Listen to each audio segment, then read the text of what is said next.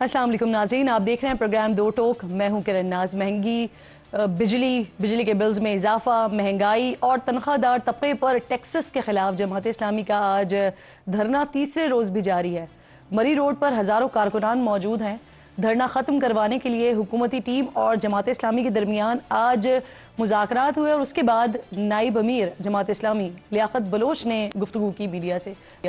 बात सुनिए इनकी। जो एजेंडा है उनके सामने बिल्कुल वाजे कर दिया है। ऐसा मसला नहीं है कि लोगों को ये कह के टाल दिया जाए बैनुल अक़वामी मुआहदे हैं। सिर्फ एक बैनुल अक़वामी मुआहदा हमारा चीन के साथ है। चीन की आड़ में हुकूमत पाकिस्तान अपने शेयर्स पे जो सरमायादार हैं उनके मफादात के तहफ़्फ़ुज़ के लिए 25 करोड़ आवाम को भेंट चढ़ाएं, तो इंशाअल्लाह हम ये नहीं होने देंगे। वो एक टेक्निकल कमेटी तश्कील देंगे और उनके साथ बैठ के हमारे मुतालबात पर वो आपस में बात करेंगे। जो हुकूमत की मुज़ाकराती कमेटी है उसके अता तारड़ साहब कहते हैं कि जमात इस्लामी से मुतालबात की मंजूरी का कोई वादा नहीं किया, टेक्निकल कमेटी मामलात को देखेगी। जमात इस्लामी के वफ़द ने बातें की, हम सहमत हैं इन बातों से। टेक्निकल कमेटी जिसमें वजीर पानी और बिजली, सेक्रेटरी जो तवानाई है उनके SBR के नुमाइंदे को, वजारत खजाना के नुमाइंदे को शामिल किया। कल हमारी कोशिश है कि जो अगला दौर हो इन मुज़ाकरात का उनमें मामलात खुश असलूबी से तय पा जाएं। 35 कारकुनान की फहरिस्त उन्होंने दी है जो अभी तक गिरफ्तार हैं जनूबी पंजाब के अजला में। हुकूमत ने फिलफौर उनकी रिहाई का ऐलान किया है। नाज़रीन, बिजली के भारी भरकम बिल्स ने अवाम को दिन में तारे दिखाए हुए हैं। बिल भरने के लिए लोग चीज़ें बेचने पर मजबूर हैं। नौबत गले काटने तक पहुंच चुकी है और जब हुकूमत से इस बात का सवाल होता है कि आपने तो पूरी इंतखाबी मुहिम ही इस वादे पर चलाई थी कि आवाम को 300 यूनिट तक बिजली मुफ्त दी जाएगी, तो फिर साफ इनकार हुकूमत की तरफ से आता है और कहा यह जाता है कि ये तो नून लीग का नहीं बल्कि बिलावल भुट्टो जरदारी साहब का वादा था। आपकी जो इलेक्शन कैंपेन थी नून लीग की, उसमें यह कहा गया था कि 300 यूनिट आवाम को फ्री देंगे। इस पर पूरी आपकी इलेक्शन कैंपेन जारी है। वो बिलावल साहब का ऐलान था इलेक्शन कैंपेन का। वज़ीर इत्तलात अता तारड़ शायद ये नहीं जानते हैं कि लीगी कायद नवाज शरीफ साहब की साहबजादी और वज़ीर आज़म शहबाज शरीफ के साहबजादे हमजा शहबाज का ताल्लुक आप ही की जमात से है, हुक से ही है। और ये वादे जो हैं उन्होंने सरेआम किए थे। याद दिलाती हूँ आपको, हमारा वादा है अल्लाह ताला मुस्लिम लीग नून को फतह अता फरमाए। बिजली के बिल भी कम होंगे इंशाल्लाह और हमारी कोशिश ये है कि 200 यूनिट से नीचे जितने लोग हैं उनको मुफ्त बिजली मिला करेंगे। इसीलिए नाज़रीन शायद अल्ताफ़ हुसैन हाली कह गए थे कि वो वादा ही क्या जो वफ़ा हो गया। अब से कुछ देर पहले हमने मरी रोड पर धरने से अमीर जमात इस्लामी का खुसूसी इंटरव्यू किया है। उनसे आगे के प्लान को जानने की कोशिश की है कि ये उनका जो धरना है ये कब तक जारी रहेगा और क्या वो फिर आगे इस्लामाबाद आने का भी प्लान रखते हैं। इसके साथ साथ तहरीक इंसाफ के सीनियर रहनुमा भी हमारे साथ मौजूद होंगे, लेकिन पहले ज़रा हाफिज़ नईमुर रहमान साहब की गुफ्तगू सुनते हैं। मरी रोड पर इस वक्त मैं मौजूद हूँ, हाफिज़ नईमुर रहमान साहब मेरे साथ मौजूद है। अस्सलाम वालेकुम, बहुत शुक्रिया आपके वक्त का। मुझे बहुत अच्छे से अंदाज़ा है कि कितना मुश्किल आपका शेड्यूल है और किस तरह से आप और लोग यहाँ पर मौजूद हैं। क्या चल रहा है हाफिज़ साहब इस वक्त, क्या स्टेटस है मुज़ाकराती कमेटी का? पहले आपने गवर्नमेंट की जो कमेटी थी उसे मुस्तरद किया, फिर अब एक टेक्निकल कमेटी की बात आ गई है, तो ये कमेटी वाला मामला कब तक चलता रहेगा? अच्छा देखिए, हम यहाँ पर गोली चलाने भी नहीं आए, तसादुम करने भी नहीं आए। सीधी बातें, बिजली के बिल कम होने चाहिए, IPPs को लगाम देनी चाहिए, तनख्वाहदार लोगों के ऊपर जो ये स्लैब लगाया है टैक्स का ख़त्म होना चाहिए, खाने पीने की चीज़ें हैं उनके ऊपर जो टैक्स लगा के महंगाई की उसको ख़त्म होना चाहिए और एक्सपोर्ट का टैक्स ख़त्म करें, फिक्स टैक्स ख़त्म करें। ये जो जालिमाना टैक्स का निज़ाम है इससे पूरी मईशत तबाह होगी और हम मज़ीद फंसते चले जाएंगे।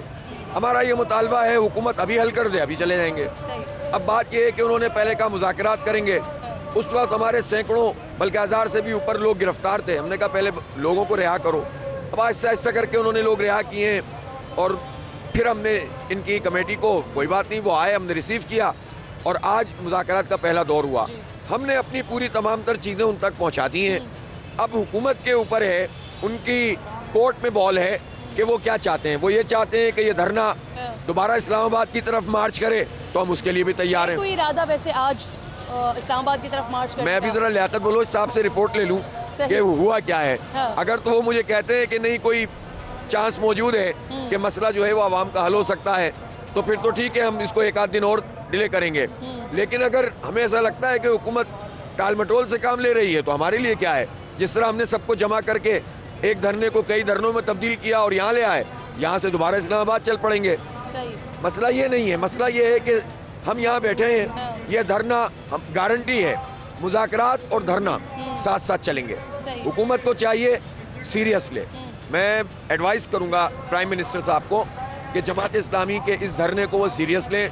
हम पॉलिटिकल पॉइंट स्कोरिंग के लिए मैं यही आपसे पूछना चाह रही थी। कल आपने कहा कि संजीदा कमेटी से मुज़ाकरात होंगे और फिर उसी कमेटी से जो बनाई गई थी, जिसे पहले आपने गालिबन गैर संजीदा कहा होगा, तभी संजीदा कमेटी की आपने बात की। अच्छा, चेंज कर लिया। जी, और उसमें जो मिनिस्टर साहब हैं, चूंकि वो मुल्क से बाहर थे, इसलिए आज इसको इनिशिएट गालिबन कर लिया होगा। मुझे नहीं मालूम कि इस वक्त लियाकत साहब ने क्या रिपोर्ट मुझे देनी है, लेकिन जो तवानाई के मिनिस्टर हैं उनका होना बहुत ज़रूरी है। इसी तरह से जब हम आगे पहुंचेंगे तो जब हम डिसीजन लेने की तरफ ये लोग जाएंगे तो उस वक्त हम जाहिर है कि इस तरह तो नहीं होगा कि बस कोई भी आके साइन कर दे। हमें एक गारंटी चाहिए, तो फिर हाईएस्ट लेवल की। नहीं भाई, ये गारंटी पे मामला होगा, नोटिफिकेशन पे मामला होगा क्या? आप लोगों को अगर यकीन दहानी करवा दी जाए, आप उठ जाए। ऐलान पे मामला नहीं होगा, इक़दाम पे मामला होगा। सही, जब तक नोटिफिकेशन नहीं आता, जब तक उसका कानूनी तौर पर हमारे इस मुआहदे को जो है वो उसका कानूनी रुख नहीं दिया जाता और अमल दरामद शुरू नहीं हो सकता होगा, जब तक हम नहीं जाएंगे। सही। ये बिजली के बिल्स की बात हो रही है, बिजली के बिल्स की जब तक कीमतें कम नहीं होती तब तक नोटिफिकेशन नहीं आता, जब तक आप लोग नहीं। जी बिल्कुल। और ऐसा भी नहीं है, हम ये भी गारंटी लेंगे कि ये नहीं है कि हम उठ के जाएं दोबारा से नोटिफिकेशन निकाल दें, उसकी भी गारंटी होगी। देखिए, मैं फिर बता रहा हूँ, हम सीरियस तरीके से आए हैं। पाकिस्तान के 25 करोड़ लोग अजाब में मुब्तला हैं, हर घर में कोहराम है। मुझे आज एक और गुजरावाला का पता चला कि वहाँ भी किसी ने खुदकुशी कर ली है, किसी औरत ने। ये क्या लोग मर जाएं, लोग मनशियात जो है वो शुरू कर दें और दुनिया माफिया से बेनियाज हो जाएं?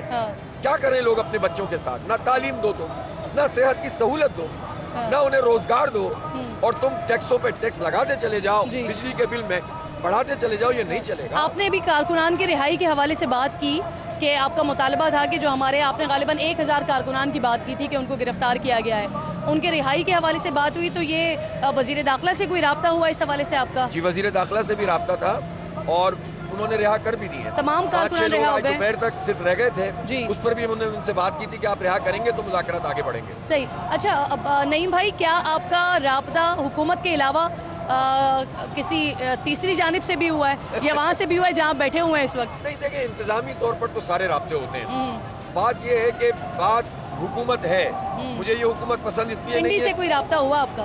पिंडी से कोई राब्ता हुआ? हम तो पिंडी में ही आ गए। अच्छा। तो अब मसले हल होने चाहिए। खुद आए? नहीं, हम खुद आए थे कि हम अपने फैसले खुद करते हैं। सीधी बात ये है कि हमने डी चौक का तय किया था, हमारे कुछ लोग डी चौक पहुंच भी गए थे, सारी रुकावटें उबूर करके पहुंच गए थे, लेकिन ये वो लोग थे जिन तक हमारा मैसेज कन्वे नहीं हुआ था। सही। हमने सारी रुकावटें इनकी हटा भी दी थी।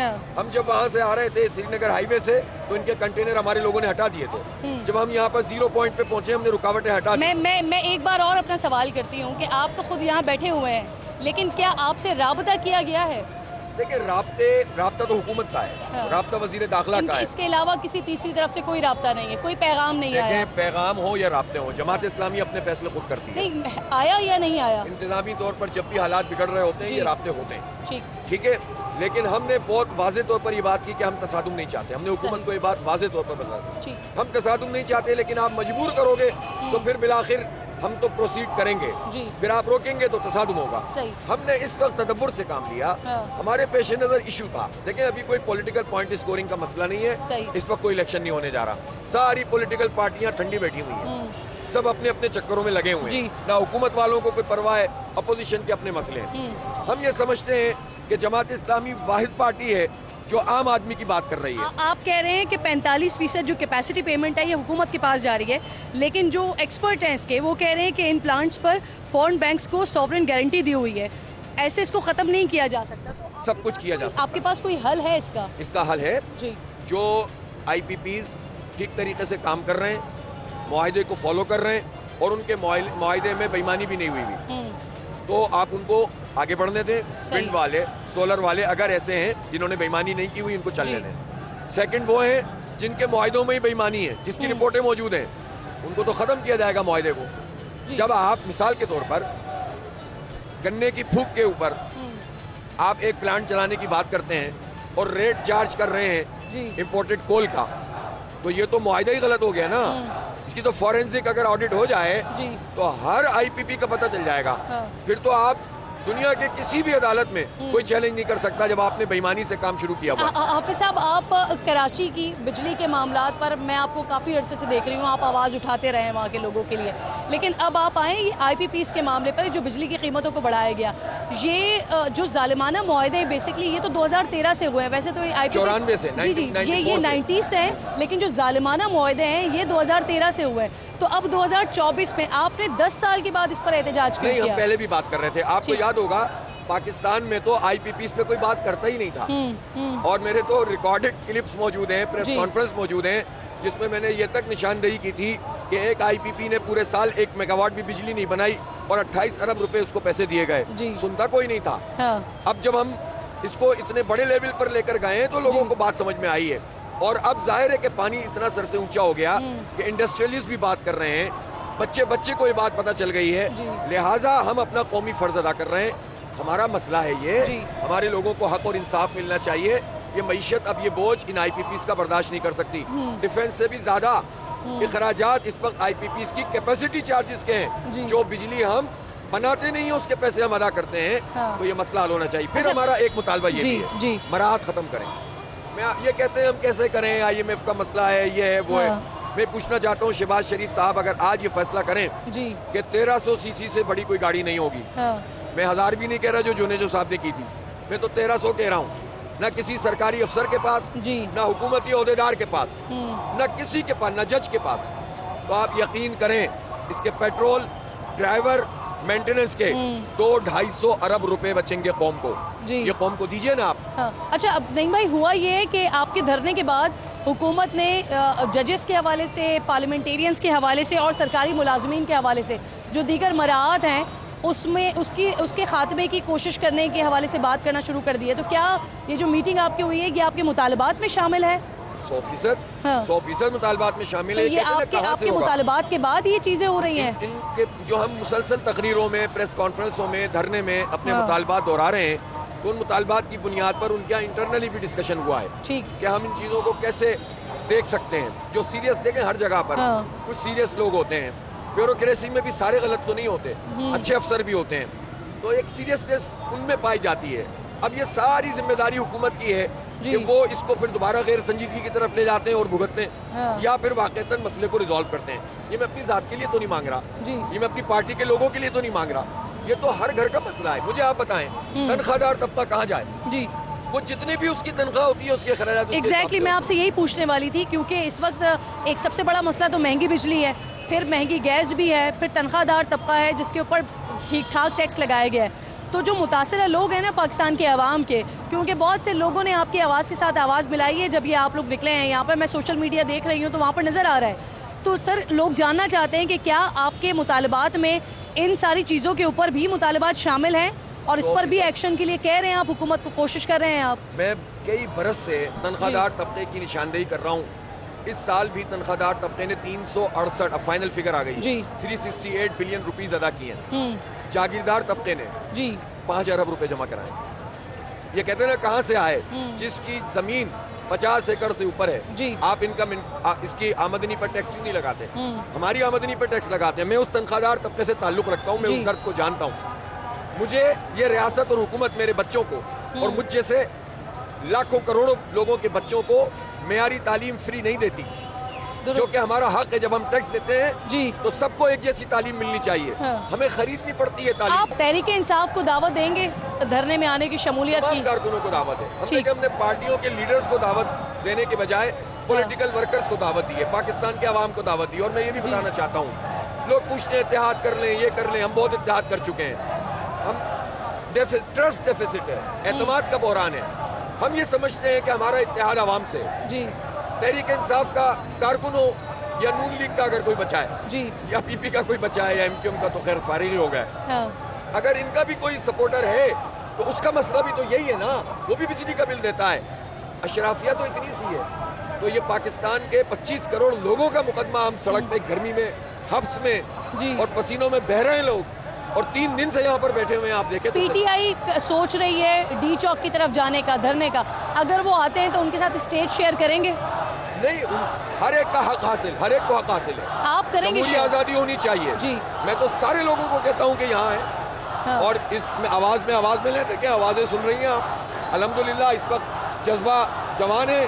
कल आज यहाँ पर जलसा आम की सूरत इख्तियार करके आए। हाँ। तो खवातीन का जलसा है और हो सकता है मैं कल के बाद ही प्रोसीडिंग का ऐलान कर दूं। दानियाल चौधरी साहब कल मुझे कह रहे थे मेरे शो पे कि 400 लोग हैं आपके धरने में। हाँ। इतने तो वो अपने हल्के से लेकर आ जाते हैं। अंदाजन कितने हैं यहाँ पे?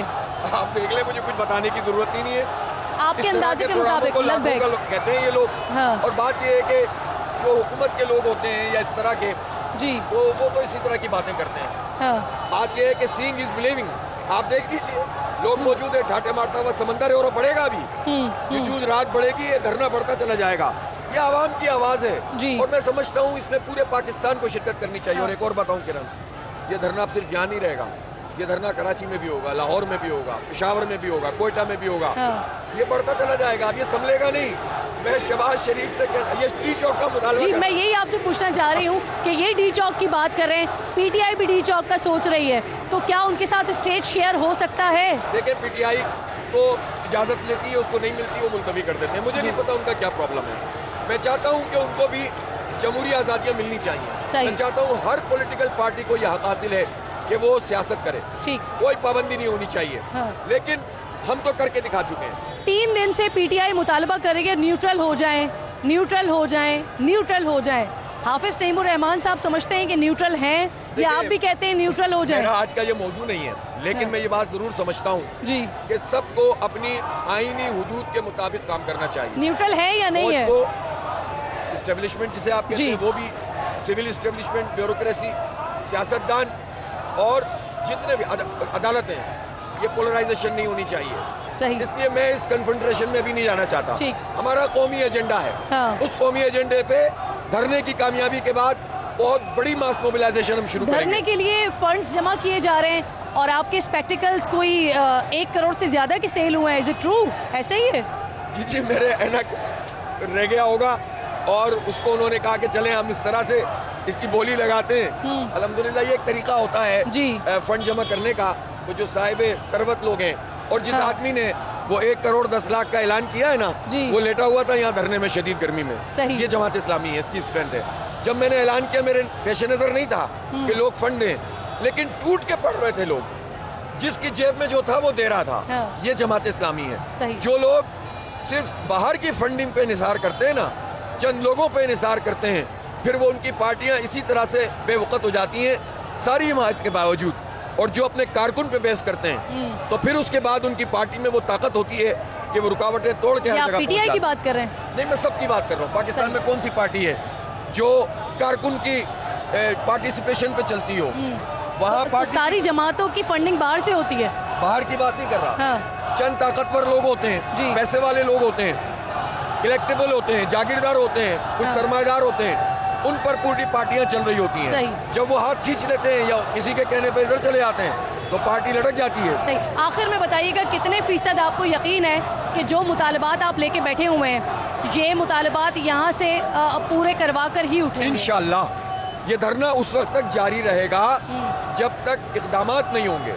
सही। इक़दामात चाहिए, ऐलानात नहीं चाहिए। सही। बहुत बहुत शुक्रिया। हाफिज तैमूर रहमान साहब मेरे साथ मौजूद थे। हम गुफ्तगू कर रहे थे धरने के मकाम से और बता रहे हैं कि जब तक अमली इक़दामात हुकूमत की तरफ से नहीं किए जाते तब तक ये धरना ख़त्म नहीं किया जाएगा और उसका दायरा कार मुल्क के मज़ीद शहरों में भी फैलाया जाएगा। एक छोटा सा ब्रेक लीजिए, ब्रेक के बाद वापस स्टूडियो से आपको ज्वाइन करता हूँ।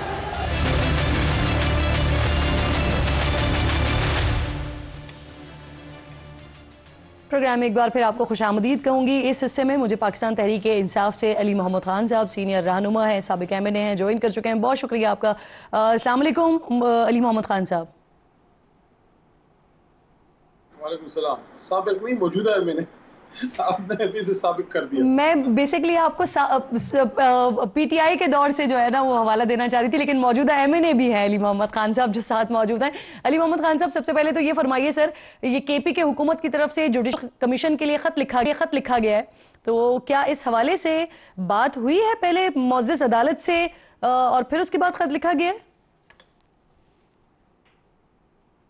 बहुत शुक्रिया। बिस्मिल्लाहिर्रहमानिर्रहीम, अल्लाहुम्मा सल्ली अला मोहम्मद व अला आलि मोहम्मद। कल अली अमीन खान आए तो थे मर्दान दौरे पे तो उन्होंने उस पर कोई बात उनसे नहीं हुई। हो सकता है राब्ता हुआ हो, लेकिन ये डिमांड काफ़ी अरसे से थी और जनाब इमरान खान साहब ने इसका फिर उनको डायरेक्शन भी दी है जनाब अली अमीन खान को। तो बहरहाल अपनी जिम्मेदारी कर रहे हैं। मैं कंफर्म नहीं कर सकता क्योंकि मुझे इंफॉर्मेशन नहीं है कि उनका राब्ता हुआ है या नहीं। सही। और ये जो कमीशन है ये सिर्फ केपीके की हद तक है या दीगर सूबों के लिए भी है?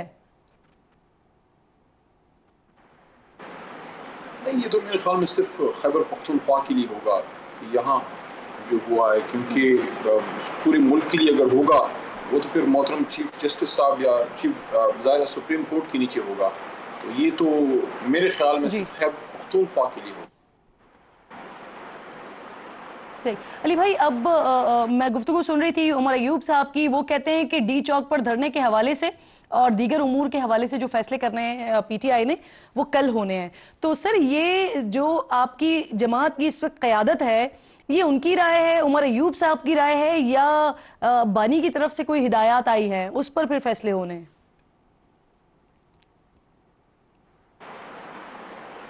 एक दो दिन से मेरी मुलाकात खान साहब से नहीं हुई, मैं तो हल्के में हूँ, तो हो सकता है खान साहब ने डायरेक्शन दी हो, क्योंकि मुतअद्दिद बार जनाब उमर अयूब साहब ने ये बात वाज़े तौर पे की है कि जब कभी नेशनल वाइड कॉल होगी तो वो कॉल वो खान साहब के हुक्म पे देंगे। तो हो सकता है कि अभी जो पिछले जुमरात को मोहतरम अयूब साहब की और बाकी कुछ लीडरशिप की मुलाकात जनाब खान साहब से हुई, हो सकता है उसमें कोई डायरेक्शन इमरान खान साहब ने दी हो, क्योंकि अगर खान साहब की डायरेक्शन ना होती तो अभी हाल ही में हमारी कुछ core committee meeting, parliamentary party meetings हुई हैं, उसमें मोहतरम उमर अयूब साहब ने ऐसी कोई बात नहीं की। सही। अच्छा, अब आप लोगों की तरफ से कुछ ये भी प्लानिंग की जा रही है 5 अगस्त के हवाले से, बानी की क़ैद का 1 साल मुकम्मल होने जा रहा है और आप लोग इस पर एहतजाज करने की बात कर रहे हैं, तो ये एहतजाज अली भाई किस तरह का होगा? जैसे 26 जुलाई का एहतजाज या अब तक जितने एहतजाज आप लोग डेट्स अनाउंस करते हैं और फिर वो एहतजाज करते नहीं है, या उसकी हिकमत अमली 5 अगस्त वाली हिकमत अमली कुछ मुख्तलिफ होगी? क्या कर रहे हैं इस दफ़ा आप लोग? अगर नेशनल वाइड कॉल होगी तो उसकी हिकमत अमली फिर मुख्तलिफ बनानी पड़ेगी। और आपकी बात सही है कि 2 दफ़ा ऐसे हुआ है कि कॉल्स जो है वो पोस्टपोन हुई हैं। खैबर पख्तूनख्वा में तो हमने कर ली पिछले इतवार को भी और अभी इस जुमे को भी, लेकिन पंजाब में असल इशू है, क्योंकि पंजाब में फस्तायत अपने इंतहा पे है और जिस तरीके से मरीम नवाज साहिबा के नीचे वहाँ की एडमिनिस्ट्रेशन कारकुन लेवल पे जाके जिस तरह लोगों को उन्होंने हरासा किया है, शायद मुशर्रफ साहब के ज़माना तो खैर उसके तो नहीं कह सकते, ज़िया साहब के दौर में अगर कभी ऐसा हुआ हो, मेरा नहीं ख्याल कभी पीपल्स पार्टी की भी इतनी परसिक्यूशन ज़ियाउल हक साहब के दौर में हुई होगी जितनी इस बराए नाम जमहूरियत में पाकिस्तान तहरीक इंसाफ की पूरे मुल्क में बिलूम और पंजाब में बिलखुसूस हुई है। अच्छा, तो सर ये बताइए कि आज प्रेस कॉन्फ्रेंस में अली बनसद कैसर साहब ने ये बात की है कि उनके जो 41 MNAs हैं उन पर दबाव डाला जा रहा है, वफादारियां तब्दील करने के हवाले से उन पर दबाव डाला जा रहा है। तो अब तो आप लोग ECP में हलफनामे भी जमा करवा चुके हैं, तो फिर कौन लोग दबाव डाल रहे हैं और क्या किन वजूहात पे आप लोगों को लगा कि ये दबाव डाला जा रहा है? पंजाब में इशू है, खैबर पख्तूनख्वा में तो मेरे इल्म में कुछ ऐसा नहीं है। हमारी तो इधर वज़ाहिर अपनी हुकूमत है, दबाव उधर ही से आता है जिधर से दबाव आता है और बहुत से लोगों को मसले हमारे पड़े हैं। आपने देखा होगा मौज़ूम जतोई साहब को उठाया गया और हमारे एक और MNA अमीर सुल्तान साहब को उठाया गया और एक फयाज साहब हैं, उनके साथ तो बहुत ज्यादती हुई। उनके बरखुरदार 15-16 साल के शायद हैं, उनको उठा के कोई किसी ने उन पे हुकूमती लोगों ने तशद्दुद किया और उनकी चीखें जो है अकॉर्डिंग टू फयाज साहब उनको सुनाई गई कि आप अपनी वफादारी मतलब है आप ना जमा करें तहरीक इंसाफ के साथ अपनी एफिडेविट, ये सारी चीज़ें मेरे ख्याल में चीफ जस्टिस साहब को और ऑनरेबल सुप्रीम कोर्ट को उसका नोटिस लेना चाहिए। मैं समझता हूँ नवाज शरीफ साहब या शहबाज साहब वज़ीर आज़म है, उनको उसका या तो फिर उनके हुक्म से हो रहा है, अगर उनके हुक्म से नहीं हो रहा और उनको पता नहीं है तो फिर उनको अपना ओहदा छोड़ देना चाहिए, या अगर वो रोक नहीं सकते फिर भी छोड़ देना चाहिए। आपके नीचे आपके अपने सेटिंग, यानी कि किसी कारकुन की बात नहीं हो रही, किसी अननोन शख्स की बात नहीं हो रही, सेटिंग एमएनई की बात हो रही है। ये अभी परसों इजलास बुलाया है, इसमें चीजें हम कौमी असम्बली के फ्लोर पर उठाएंगे। और मैं एक और चीज, these things are not going away, इस एक एक चीज का जवाब देना पड़ेगा। सही सही। अच्छा मुझे बताइए कि रऊफ हसन साहब आज जिस्मानी रिमांड पर एफआईए के हवाले कर दिया गया उन्हें, और अदालत के अंदर एक राहुल नाम के शख्स के हवाले से, भारतीय शहरी के हवाले से इंकशाफ हुआ है कि उनके साथ राब्ते में थे रऊफ हसन साहब, और शायद राहुल ने उन्हें कोई टिकट भी भेजा था जिसका उन्होंने एतराफ़ भी किया है। तो ये क्या मामला है अली भाई, और कौन है ये शख्स? चक्कर है कोई एक्टर राहुल रॉय ना हो। देखिए ये क्या मजाक है, एक शख्स को आपने पकड़ लिया और उसको आप दहशतगर्द भी बना रहे हैं, मुल्क दुश्मन भी बना रहे हैं। ये ड्रामे हमने माजी में भी देखे। इसी तरह प्रेस टॉक होती थी एक जमात के बारे में, उस शख्स का भी नाम नहीं लेता, उस जमात का भी नाम नहीं लेता। हमारे दौर में हुई, इदारे की तरफ से हुई, आज वो लोग खुले फिर रहे हैं। आप मुझे बताइए ना ये क्या तरीका है, यानी कि एक शख्स आपको पसंद नहीं है तो वो दहशतगर्द भी बन गया, वो गद्दार भी बन गया। ये आदमी यहाँ 70-72 साल से पाकिस्तान की खिदमत कर रहा है, तब तो गद्दार नहीं था, अब बात पसंद नहीं आई तो गद्दार हो गया, दहशतगर्द हो गया, वो मुल्क दुश्मन हो गया। आई मीन बहुत ही अजीब और कंडेमनेबल ये सिचुएशन है कि एक शख्स आपको पसंद नहीं है उसको उठा लो। ये तो देखिए हमारी भी हुकूमत थी, हमने भी हुकूमत की है 3.5 साल। नहीं सर, कौन है ये है कौन शख्स? कभी नहीं था। सही। आप साथ ही मौजूद रहिएगा। जो मखसूस नशस्तों के हवाले से फैसला आया, अब कल इसको 15 दिन मुकम्मल हो जाएंगे और अदालत की तरफ से डेडलाइन की थी। अब जो 39 नशस्तें हैं वो तो नोटिफिकेशन उसका आ गया, लेकिन 41 नशस्तों का क्या होगा, क्या हिकमत अमली होगी पीटीआई की, अली मोहम्मद खान साहब से इस बात का जवाब लेंगे। एक छोटा सा ब्रेक लीजिए, ब्रेक के बाद वापस आते हैं।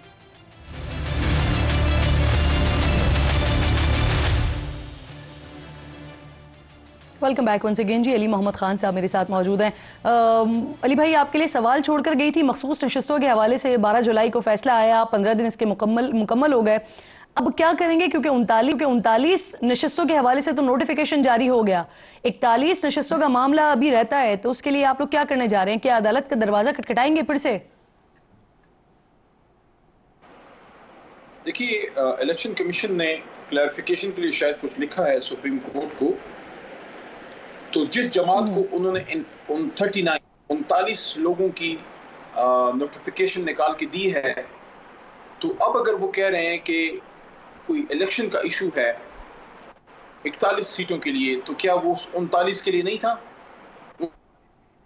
उनको भी तो उसी तरीके इंसाफ में आपने नोटिफाई किया है, तो आप अगले 41 को भी करें। दूध दे रहे हैं उसमें महंगा क्यों डाल रहे हैं?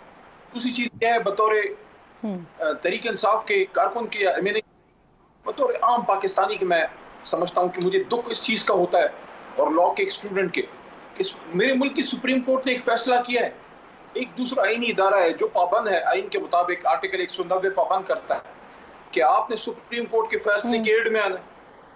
सुप्रीम कोर्ट ने फैसला कर दिया, 15 दिन में फैसला करो, आप उसमें इधर उधर की हाँ करें। ये तो आप 15 दिन खत्म हो गए ना, 16वां दिन है आज। अब आप क्या करने जा रहे हैं? आपकी स्ट्रैटेजी क्या है? आप अदालत जाएंगे? देखिए सुप्रीम कोर्ट तो अपना फैसला इंप्लीमेंट कर देगी, उसको करना चाहिए, अपनी अथॉरिटी उसको एस्टेब्लिश करना आती है, और पीछे उसके आईने पाकिस्तान है। इस बार फर्क ये है कि इस बार तहरीक इंसाफ पार्लियामेंट में मौजूद है, सूबे में मौजूद है, पंजाब में मौजूद है, सेनेट में मौजूद है। वी विल मेक श्योर कि न सिर्फ ये फैसला इंप्लीमेंट हो, हम फुली फोर्स करेंगे, खड़े होंगे इस फैसले के पीछे। बल्कि एक चीज है, मैं सबको कहना चाह रहा हूँ, इधर ही है, हम कहीं नहीं जा रहे। जो लोग सुप्रीम कोर्ट के फैसलों के खिलाफ जा रहे हैं, इलेक्शन को उनके खिदमत अक़दस में बड़े एहतराम के साथ, यानी आप कीजिए। देखिए आप देख रहे हैं, आप तेल और तेल की धार देखना चाहते हैं। बेसिकली आप अदालत नहीं जा रहे इस मामले पर, ये कह रहे हैं अली भाई आप? नहीं, देखिए सुप्रीम कोर्ट का अपना काम है, वो इम्प्लीमेंट करेगा। अगर नहीं होगा हम फिर जाएंगे सुप्रीम कोर्ट में। मैं यानी आप नहीं जा रहे? आज की ये हुकूमत जो ठीक, ये जो लोग आइन की खिलाफ वर्जी कर रहे हैं, सुप्रीम कोर्ट के फैसले के खिलाफ जा रहे हैं, ये कल को किसी और की हुकूमत होगी, वो इम्प्लीमेंट कराएंगे, पूछेंगे, पीछे जाएंगे उन लोगों के जिन्होंने सुप्रीम कोर्ट के फैसलों की खिलाफ वर्जी की है। मैं तो ये कहता हूँ आज का बिल्कुल ठीक। अब मुझे बताइए, बिल्कुल ठीक, आपका पॉइंट आ गया है इस पर जाएगा। मुझे जरा ये भी बता दीजिए, भूख हड़ताली कैंप का ऐलान आप लोगों की तरफ से किया गया था, फिर वो 3 दिन इस तरह का मंजर देखा भी कि वो कोई तकरीबन कोई 3 बजे से 7 बजे तक बैठना था, फिर क्या हुआ? वो अचानक से कैंप खत्म हो गया? परसों प्रोटेस्ट तक हम लोग तो केपीके आ गए, जहां हम हमारे अपने हल्के हैं, हमने वहां अपने जलसे किए, जब में नहीं हो सका तो अब दोबारा अगर ये टोकन प्रोटेस्ट करना है उसका हंगर स्ट्राइक का, तो उस पर पार्टी कल फैसला करेगी, मीटिंग होगी। मेरा नहीं ख्याल कि इसको कंटिन्यू किया जाएगा, क्योंकि अगर प्रॉपर हंगर स्ट्राइक करनी है तो फिर शायद पूरे मुल्क में इसको करना पड़े और फैलाना पड़े। मेरा तो ये होगा कि अगर आपने कंटिन्यू करना है फिर पूरे मुल्क में करें, गली गली, नुक्कड़ गांव गांव आप प्रोटेस्ट फिर लॉन्च करें, बैठे वहां, ताकि उसका एक इम्पैक्ट क्रिएट हो। ये टोकन अच्छा अली भाई, लेकिन ये जो किया 4 घंटे का ये जो अलामती कह लीजिए आप, आपकी नजर में ये सही था? ये कोई इम्पैक्ट वाली चीज आप लोगों ने की? क्योंकि 4 घंटे के 8 घंटे में तो प्याज भी नहीं लगती ना, तो ये 4 घंटे की अलामती तौर पर भूख हड़ताल जो हो रही थी वो आपकी नजर में क्या था? टोकन स्ट्राइक थी। टोकन आप उसको स्ट्राइक या हंगर स्ट्राइक व्हाटएवर आप उसको कहें, टोकन स्ट्राइक थी। अगर फुल फ्लैज जाएंगे वो तो फिर जाहिर है कम से कम पूरा दिन तो फिर होती है, में फिर होगी। उसका अगर फैसला होगा फिर उसको उसके इफेक्ट्स आपको पूरे मुल्क में नजर आएंगे। जी सही। अच्छा मुझे अब ये बताइए, जमात इस्लामी का धरना हो रहा है मरी रोड पर और ये 3रा दिन था आज उनका। आपसे पहले हाफिज साहब से मैं बात भी कर रही थी, उनसे भी मैंने पूछा था आपके हवाले से, क्योंकि आज असद कैसर साहब भी कह रहे हैं कि आप लोग एहतजाज और धरने के हवाले से आप लोग भी अपनी हिकमत अमली प्लान करेंगे कल। तो अगर जमात इस्लामी की तरफ से दावत आती है तो क्या कोई पॉसिबिलिटी है कि पीटीआई उनके साथ स्टेज शेयर करे या पीटीआई उनके धरने में जाए, क्योंकि असद कैसर साहब आज उनके मुतालबात की हिमायत भी तो कर रहे हैं? पॉसिबिलिटी क्यों नहीं हो सकती?